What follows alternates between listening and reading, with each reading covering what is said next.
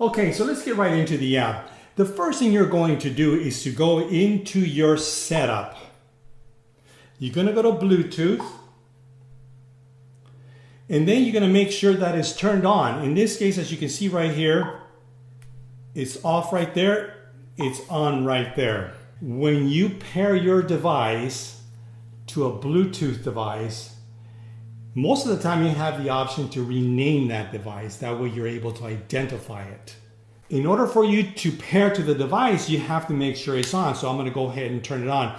Now do keep in mind that the very last setting that I used in the slider is the setting that's going to be there the next time you turn it on. Regardless of whether you remove the batteries or not, that setting will be permanently in there until you change to the next time around.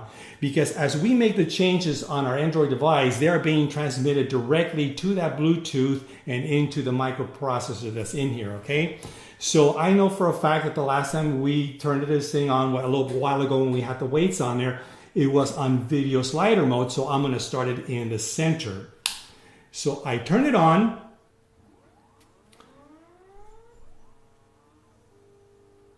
Okay, I'm just going to leave it like that.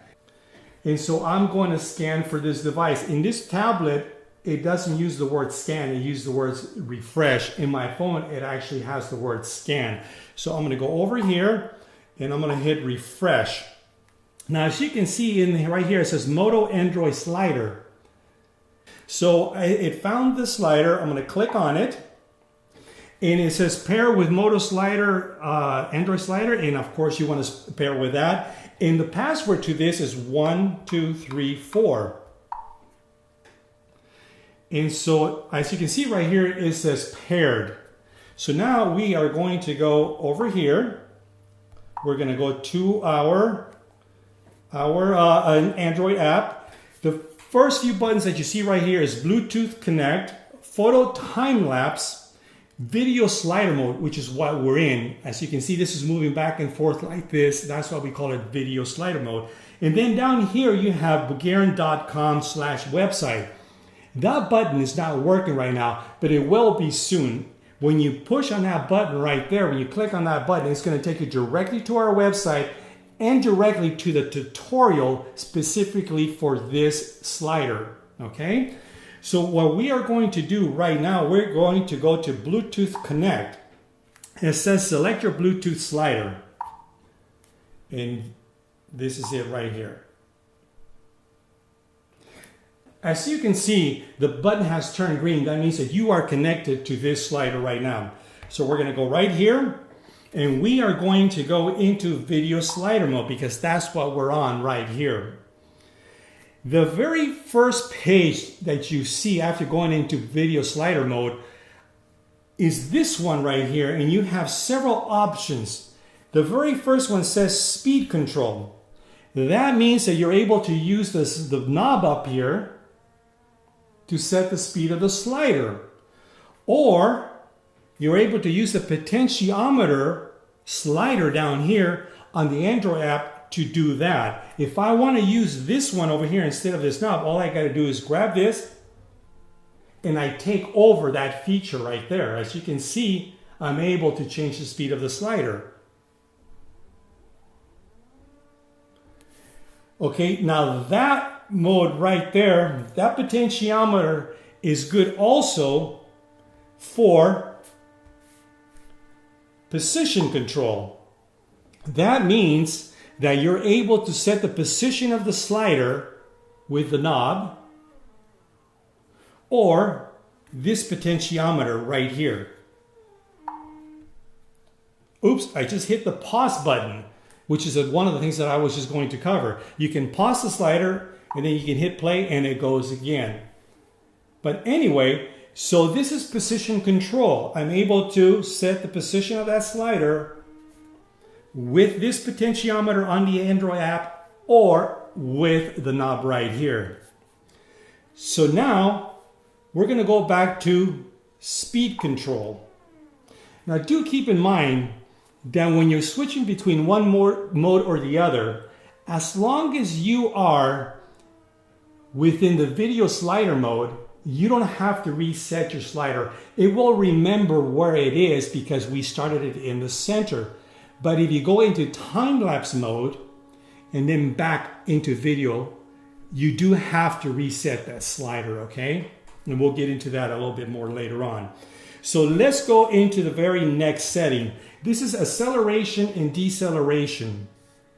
It is, you can set a short acceleration or a long acceleration. That's what that is right here. When you're in the position control mode, it's best to have a very long acceleration right here. Now I'm going to speed this up so you can see the difference. You see how long that is? Now, it's a long acceleration. What I'm going to do, I'm going to make that a short acceleration. So when we get to the other side, you're going to see the difference. That's the difference right there. So that's pretty cool, huh? I'm going to sort of set it in the center here. Now the next setting right here is slider length. That is the length of the slider. This app also works with this little guy over here.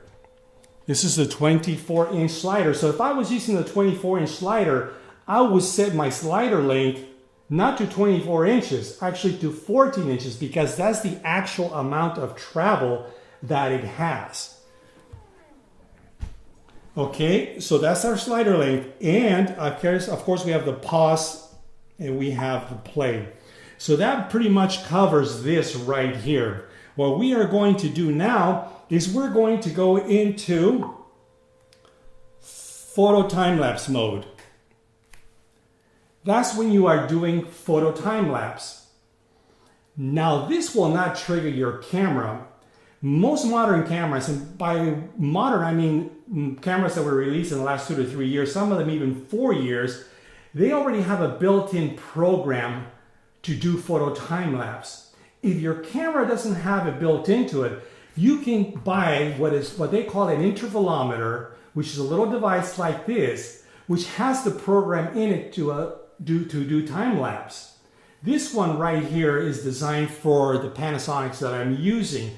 So depending on your camera, you can go out and buy one of these. But make sure that your camera doesn't have one already built into it, because most of them already do, okay? So let's look at this right here. The very first feature that you have, or the very first setting, is step length. That's the amount that the slider is going to move every time it takes a step. You're able to set it to 1/32, 1/16, 1/8, or 1/4. We're going to set it to 1/4 right now so you can actually see it move. Now, the very next setting is duration. We're talking about the time duration. And it's in minutes right here. As you can see here, we're going to move it over like this. You see, that's 55 minutes. That right there is 19 minutes, a little bit more than 19 minutes right here. Now, this very next thing right here is your interval time. That is the pause between each step. The interval is the time between each step. So whether your intervalometer or your time-lapse program is in your camera or in one of these, you have to make sure that you match the interval setting right here to this one right here, or to your program in your camera. Let's get into one other thing before I cover that a little bit more. This right here is your slider length. That is how long you want your time lapse to be, whether you want it to go from here to here, or maybe you just want to do a little short one. For example, you may be shooting a flower and you just want it to go back and forth and back and forth. So that's what that is. The very next setting is the number of repetitions. You can set it to go 1, that means 1 time between here and here, or you can go 2, that means it'll go here to here and back, or whatever you want to do. The very next setting is the direction of your time lapse, whether you start from the left to right or right to left, okay? So let's get into the interval setting one more time, because that's really important. If I was using this external intervalometer, once again, I have to match this setting right here. This is 10 seconds. So I would set this to 10 seconds. The idea here is that as soon as this starts, let's say right here, watch this. It's going to take a step. Then I would start this right here, or I would start my camera. Because you want your camera to take the picture in between the movement. So that's the whole idea. Now I'm going to do another little video. I wish I had a fourth camera, because I'm using all 3 cameras right now. If I had a fourth camera, I would be able to do that. But that's the whole idea. It's actually very, very simple. The video that I have online right now on my website that I shot over the overpass, the setting that I used with that was 10 seconds. You can look at that. It's very, very simple. It really actually makes a lot of sense when you think about it. It takes a step, it takes a picture. That's pretty much it. Let me think about this. Keep in mind that if you turn off your slider for too long, your Android device and your slider will not be connected anymore, so you have to reconnect, okay? Okay, so the next thing we're going to do is we're going to take this outside. We're going to do some video slider shots and also some time lapse. I'll show you how to set up your external intervalometer or internal if it's in your camera and do some time lapse, okay? So I'll see you outside.